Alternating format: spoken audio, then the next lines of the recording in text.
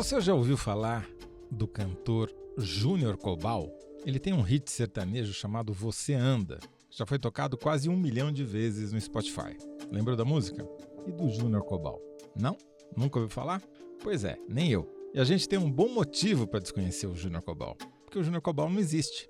O hit, o sucesso Você Anda, esse existe. Tá lá no Spotify e o esquema é tão descarado que o que ilustra a capa do álbum onde está essa música não é uma foto do inexistente Júnior Cobal, aliás, nem poderia ser, né? É uma imagem tosca, feita com inteligência artificial. É um horror. É um cérebro com uma coroa, envoltos por um triângulo 3D. E para piorar, o nome do álbum é Miragem, que mostra que o pessoal tem pelo menos ironia, né? Os autores da música Você Anda existem e foram roubados. Eles não ganharam nem um centavo sequer, apesar de a música já ter sido tocada 920 mil vezes só no Spotify. O que é pior, talvez. Enquanto a gente conversa aqui, mais gente continua ouvindo a música roubada lá no Spotify. E não é a única. Longe disso. Tem uma indústria de roubo de músicas sertanejas operando impunemente nas plataformas digitais. Quem descobriu essa história foi o repórter Rodrigo Ortega, que não só existe, como você já ouviu aqui antes, contando pra gente sobre a abençoada geração Jesus do gospel brasileiro. O Ortega investigou a fundo esse golpe sertanejo e conta pra gente como funciona o esquema de roubo em massa dessas composições. E lembrando que o mercado sertanejo é o mercado musical mais popular e mais rentável do Brasil, rentável também para os ladrões. Bem-vindo, Rodrigo Ortega. Obrigado. Eu sou José Roberto de Toledo e este é o UOL Prime. Toda semana a gente conversa com os melhores repórteres sobre as melhores reportagens do UOL.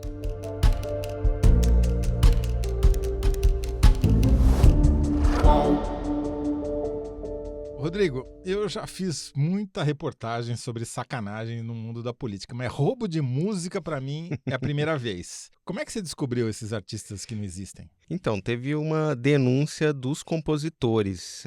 Começou a se falar ali no meio da composição de Goiânia.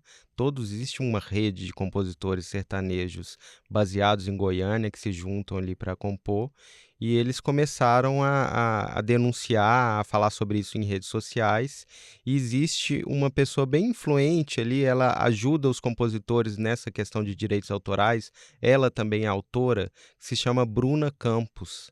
Está acontecendo uma coisa muito grave que tem a ver com as guias que vocês gravam e também com os seus lançamentos oficiais. Ela tem um perfil ali que é meio um centro ali, uma influencer no meio da composição sertaneja, e ela fez um post falando, olha, estão roubando as músicas, as composições sertanejas e colocando em nome de artistas falsos. Fez um post onde? Fez um post no Instagram denunciando isso e alguns compositores estavam ali comentando, olha, fui roubado.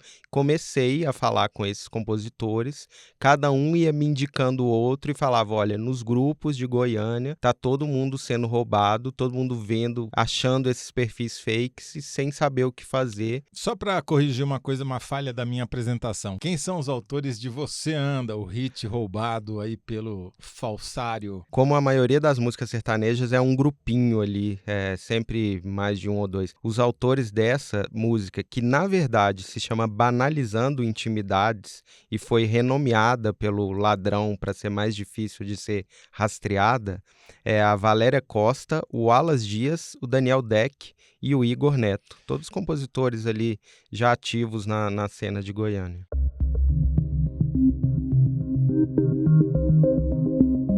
Agora, eu me interessei por esse mercado, Rodrigo, e estou pensando em virar compositor de música alheia.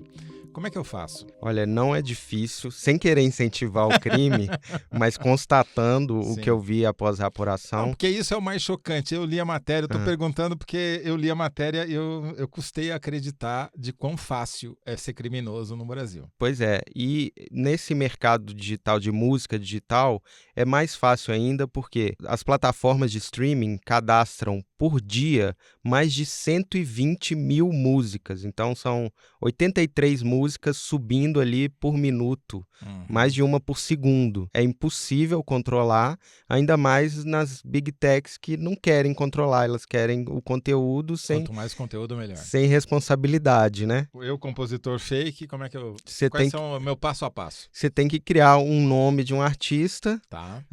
uma capa desse álbum, toda música tem que estar dentro de um álbum, e um arquivo de áudio, que aí né, o que é roubado. Mas o nome e a capa basta parecer real, e é tudo declaratório. Quando você sobe na plataforma, você não precisa de ter nenhuma comprovação de que aquele material é seu. É tudo, você coloca o nome do compositor, o nome da editora, que é a empresa que cuida dos direitos autorais, tudo ali você pode inventar ou colocar da forma que você quiser.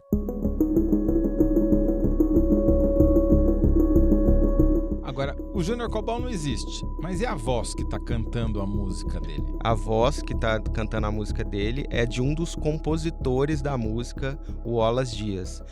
Quando os compositores sertanejos eles criam as músicas, eles gravam o que eles chamam de guia. A gente conhece em outros mercados como versão demo também.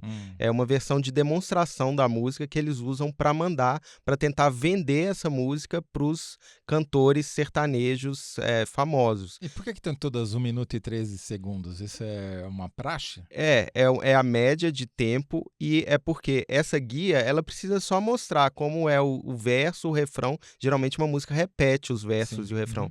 Essa guia, essa versão de demonstração não precisa repetir, que é só para o compositor ver ali qual é a letra, qual é a ideia, qual é a base da música. Como é que o ladrão tem acesso a essa música guia, esses 1 minuto e 13 segundos? Como é que ele descobre isso? No mercado sertanejo, que é muito aquecido e que uma canção é muito valiosa, que vender uma canção para um Gustavo Lima, para uma Maiara e Maraíza, para um grande artista da vida, é um golaço, é uma, né, quase certeza de ganhar milhares de reais. Essa venda de músicas, ela funciona através, geralmente, em grupos de WhatsApp. Tá brincando? Esses compositores, eles escrevem, geralmente eles se juntam ali, grupos de mais ou menos uns 5 compositores, passam a tarde escrevendo as melhores músicas que eles criam, eles gravam essas guias, que são as versões de demonstração, e aí disparam por WhatsApp. Para os contatos deles, disparam essas guias.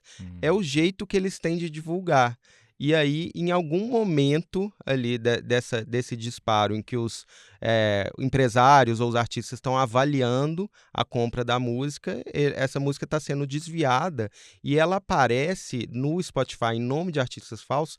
A guia não aparece, a pessoa não tem o trabalho de regravar para aparecer uma música finalizada, de disfarçar, não, aparece a guia, que é como se fosse a semente de uma música, né? O começo do trabalho, uma coisa valiosa para os caras, aparece lá direto em nome de outra pessoa. Entendi, quer dizer, o Você Anda, que está falsamente creditado ao Júnior Cobal, está na voz do Wallace, que é um dos compositores.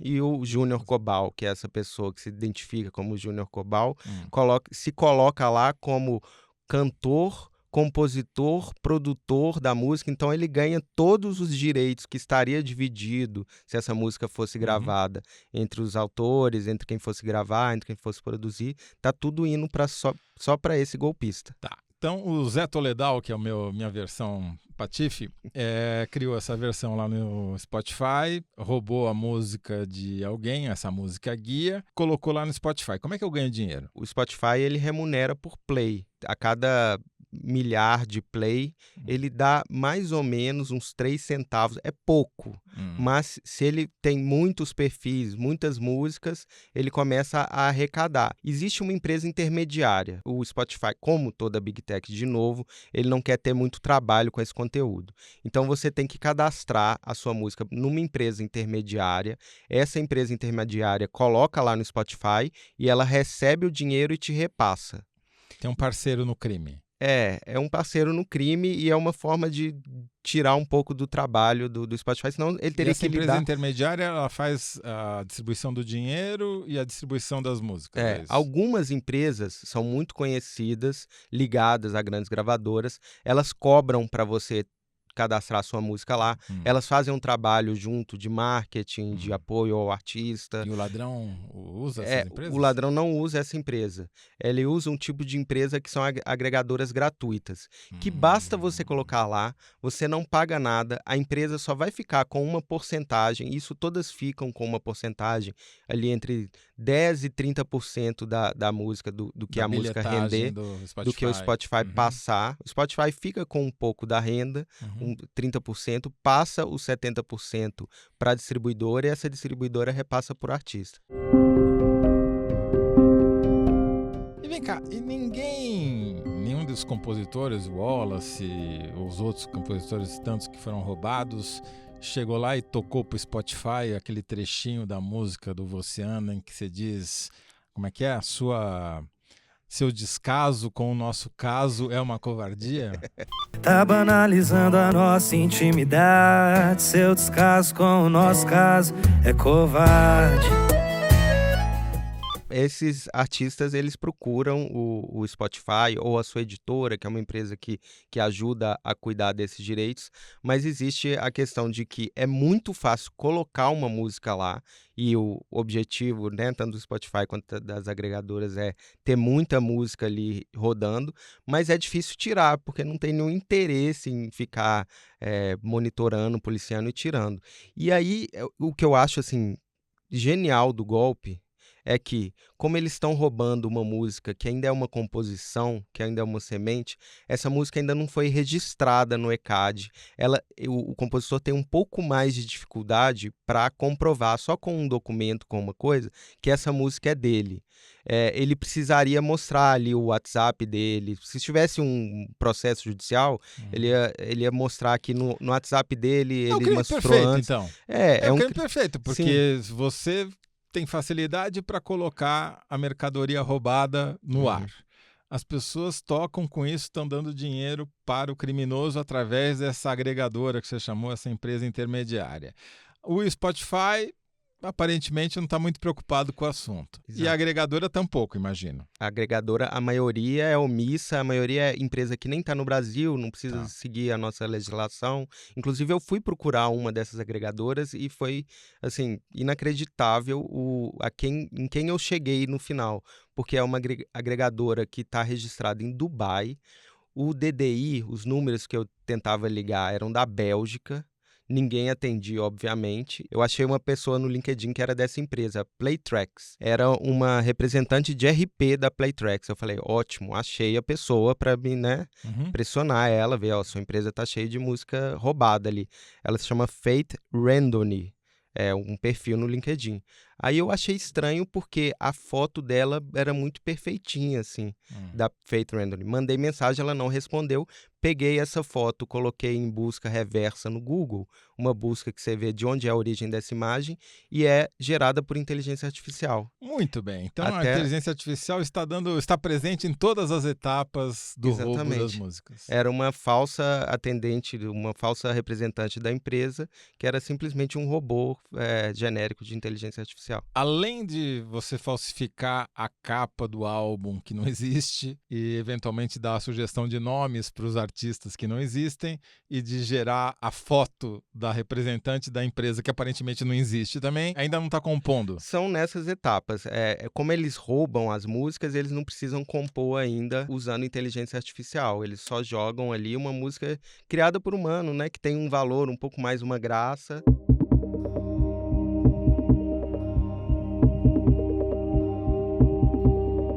Agora, a gente deu o exemplo do Junior Cobal, mas você descobriu uma rede de mais de 200 perfis falsos, né? Como é que você conseguiu identificar e separar o joio do trigo, né? Quem é falso, quem é real? Exatamente. Os compositores foram me passando esses perfis que tinham roubado as músicas deles. E aí eu fui batendo ali, e vários desses perfis tinham... o Spotify identifica mais ou menos as pessoas que ouvem uma coisa, geralmente ouvem outras. Então eles estavam mais ou menos nas mesmas playlists e subidos na mesma agregadora que esses perfis que eles iam me passando. Você descobriu um padrão. E o padrão sempre eles têm duas músicas com esse formato de guia, que é de 1 minuto, 1 minuto e 10 ali, e Porque, assim, No se mesmo derrubar álbum. Como é o um caso álbum desse só daqui. com 2 músicas. Com um Não é álbum com comum. 2 músicas, né? Se derrubar não cai a rede inteira, né? E aí eles sempre têm nomes genéricos, eles nunca existem em outros lugares da internet. Você procura o Júnior Cobal, não tem um perfil no Instagram, não tem um perfil no Twitter. E como ele tem 1 milhão, né, de plays sem ter O Júnior Cobal tá nenhuma perdendo uma existência. oportunidade de mercado aí, eu É. acho, viu? Porque se ele tivesse um perfil no Instagram, ele podia fazer a mesma coisa e vender, sei lá, a foto do cérebro coroado com um triângulo lá, porque também não ia acontecer nada com ele no Instagram. Essas imagens são maravilhosas, assim, porque parece que você está num lugar que não existe. Não identifica, óbvio, nenhum rosto, mas sempre é tipo uma casa com um neon, uma estrada com um chapéu, alguma coisa muito genérica, com cara de inteligência artificial ou de banco de imagem. A gente achou também um cantor ali, tá identificado a cara da pessoa, o que é raro nesse tipo de artista. A gente foi fazer a busca reversa, era de uma propaganda de roupa, de uma marca americana, Hollister. Eles roubam essas imagens e usam ali. Rodrigo Ortega, você ainda não me convenceu a entrar nesse mercado para ser ladrão de música. Quais são os valores? Só para a gente ter uma ideia de qual que é o tamanho desse mercado e qual o tamanho desse roubo, desse negócio. Então, desses 209 artistas, eles tinham publicado mais ou menos... 209 artistas que não existem. 209 perfis, tinham 444 guias, que é aquela média de duas por artistas, algum tem um pouco mais. Eles tiveram mais ou menos, até o dia que eu olhei, 28,3 milhões de plays no aplicativo. Quanto? 28,3, essas músicas somadas, milhões, músicas roubadas, de plays. O que pagaria mais ou menos 332 mil reais para esses perfis que eu encontrei, que simplesmente pegou, subiu... Que deve ser um cara só, talvez. Ou uma rede pequena, ou um cara só, porque todo o modus operandi dos perfis é o mesmo.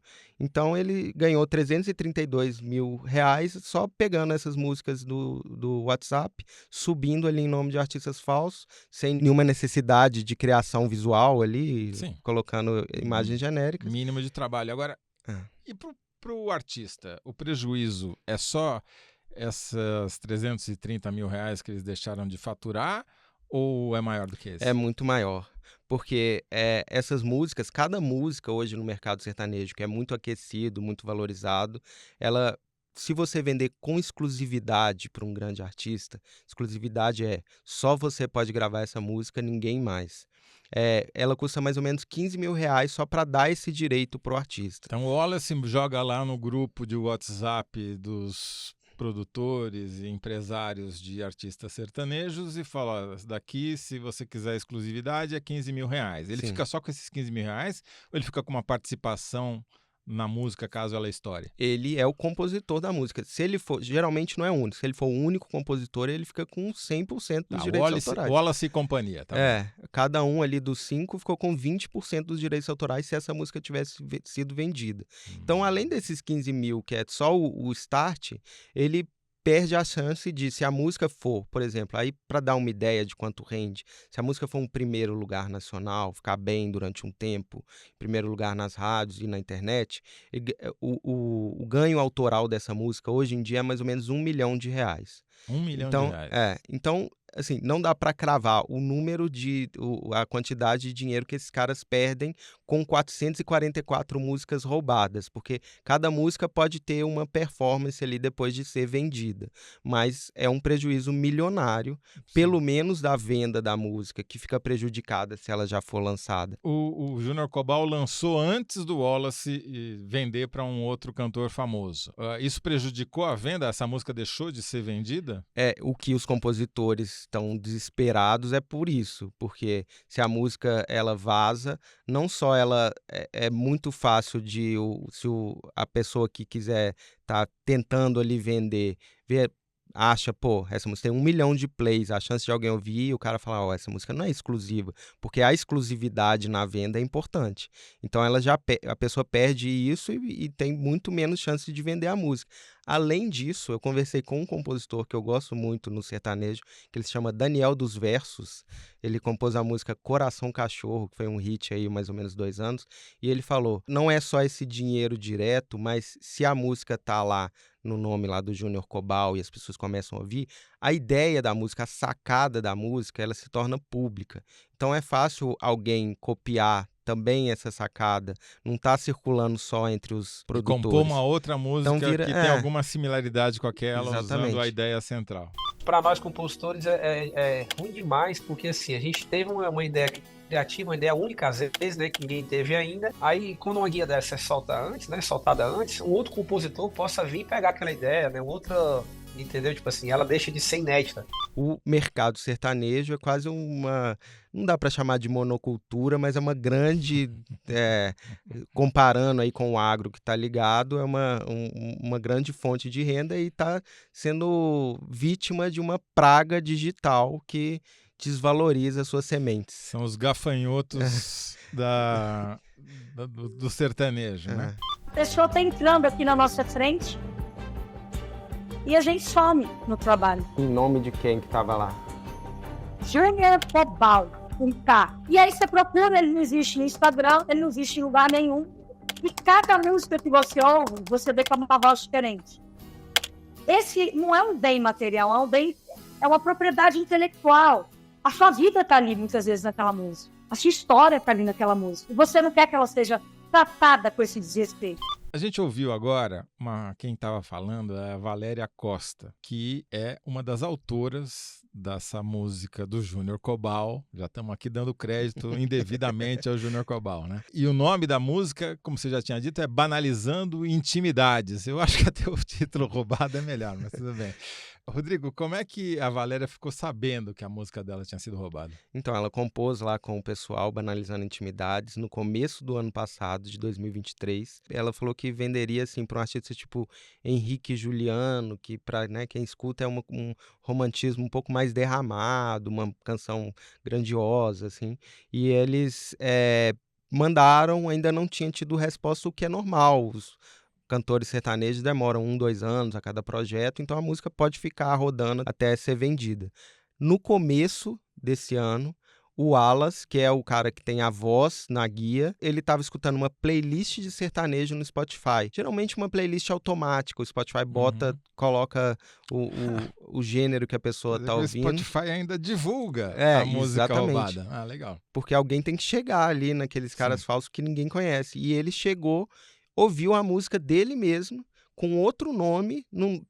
A voz dele, com uma faixa com outro nome, que virou Você Anda. Aí tem uma coisa que é meio Matrix ali, que todas as músicas, o título delas são as 2 primeiras palavras dos versos da música. Ela começa falando Você Anda, alguma coisa, e aí ela passa a chamar Você Anda. Quer dizer, que é o mínimo de trabalho possível. Industrializaram o processo, eles nem pensam, né? Só pegaram 2 primeiras palavras e transformaram em título. Às vezes tem uns erros também, uns erros de grafia, ou parece que a pessoa entendeu errado. Então eu não sei se é uma pessoa ou se se é transcrição automática que já pega as 2 primeiras palavras, tá? aí algum possível uso de inteligência artificial. A história é parecida, eu falei com vários compositores que eles falam assim, pô, achamos, e aí foram trocando ideia e viram que existia essa rede aí de roubos. Eu fiquei um pouco chocado porque a tua reportagem já saiu há algum tempo e eu fui relê-la e fui checar no Spotify se continuava lá e continua lá. Tem nada, o Spotify não faz nada, eles avisaram o Spotify, não tem um crime aí, não abre inquérito policial, fica no limbo? Então, poucas músicas dessas 209, pouquíssimas saíram do ar. 2 delas, a Bruna, que é especialista em direitos autorais, que deu esse primeiro grito, ela conseguiu encher o saco lá do Spotify. Ela encheu lá o Spotify de pedidos e conseguiu tirar. E em um caso, a agregadora não era de outro país, era brasileira. Aí eu procurei, a agregadora que eu procurei para fazer a reportagem, eles derrubaram os perfis deles que eram falsos, eram mais ou menos 10. O dono da agregadora me falou: olha, é, uma pessoa é dona da maioria desses 10 perfis, a outra pode ser ligada. O CNPJ que cadastrou vários. Falei, pô, passa aí o nome, porque essa provavelmente é uma ou das poucas pessoas que está comandando esse esquema. Não pode, por causa da Lei Geral de Proteção de Dados, a pessoa que cadastra, eles não podem passar. Teria que ter uma ordem judicial Quer dizer, para é um passar. crime protegido pela lei. Muito bom. Exatamente. É sensacional isso. Então eles tentam, antes e depois, eles fazem denúncias, mas o Spotify não tem muito interesse e não tem muito mecanismo de prova para saber que são eles mesmos os autores, porque ainda não é uma música registrada e parece, assim, ter uma burocracia muito, muito maior se você é roubado do que simplesmente se você quiser subir qualquer música ali. E não tem nenhum inquérito policial, nenhum processo na justiça, nada? Ainda não, poderia ter. Não é. A lei brasileira, ela permite, a lei de direitos autorais, ela prevê esse tipo de funcionamento mesmo, ela é autodeclaratória. Você declara que você é compositor ou você tem autorização da composição dessa música e você lança. Isso funcionava quando o mercado era físico, tinha um controle ali, poucos discos saindo ali por dia ou por semana, mas é uma lei completamente despreparada para esse mundo digital, essa avalanche de música saindo e no meio dali várias coisas roubadas. Poderia sim ser denunciado. A Bruna conversa com as pessoas, eles estão fazendo essas denúncias mais fortes ao Spotify. Podem ter a possibilidade de fazer uma denúncia coletiva. Até hoje, me parece que eles não confiam nem a prática do mercado brasileiro levar isso à polícia. Eles tentam levar para ver se o Spotify derruba ou passa a E o Spotify remuneração. Tá fazendo alguma coisa? Fez pouquíssimo, né? Desses 209, tirou 10 dessa agregadora, mais 2 que a Bruna E continua tirou. pagando o Júnior Cobal. Mas existe um histórico do Spotify ser leniente com perfis falsos. Assim. Tem perfis claramente falsos há muitos anos lá, que já foram temas de outras denúncias, não de crimes tão descarados quanto esse, mas tipo, tem gente ali que não é artista verdadeiro, que o Spotify simplesmente deixa lá. Se tem 1 milhão de plays, dá um movimento ali o aplicativo deles. Entendi. Por que só no sertanejo? É porque a distribuição por causa desses grupos de WhatsApp ou tem algum outro gênero musical que também é alvo dessa quadrilha? Então, no Brasil é o gênero mais rentável, é o gênero que, por causa dessa forma de venda de músicas, é mais vulnerável, são mercadorias valiosas rodando entre muitas pessoas. Então, esse esquema, eu até procurei ver se existia compositores de pop ou compositores de funk. Não tem, pelo menos nessa rede, ela teve como alvo o sertanejo. Como artistas falsos em geral no Spotify, e aí não necessariamente eles estão roubando as músicas, eles podem estar usando músicas genéricas, músicas antigas ou músicas feitas por inteligência artificial, aí existem em outros gêneros também, até no jazz tem artista de jazz falso no Spotify, mas esse golpe específico mirou o sertanejo porque o sertanejo tem dinheiro e tem material. Não é um golpe 100% brasileiro, mas talvez aqui é onde ele esteja fazendo mais sucesso. Então, é um golpe que une a omissão das Big Techs com a malandragem brasileira. Quer dizer, é um crime perfeito e já não é mais o crime perfeito, porque tem vários, né? Nessa seara digital, a gente já fez até um outro programa aqui com a Camille Schott mostrando como é que se faz golpe no Instagram. Então, essa seara digital, ela se transformou no paraíso desses golpistas, né? Porque as empresas não estão nem aí, a justiça não sabe como atuar ou também não está nem aí. E as pessoas não têm nem a quem recorrer. E o crime é continuado, né?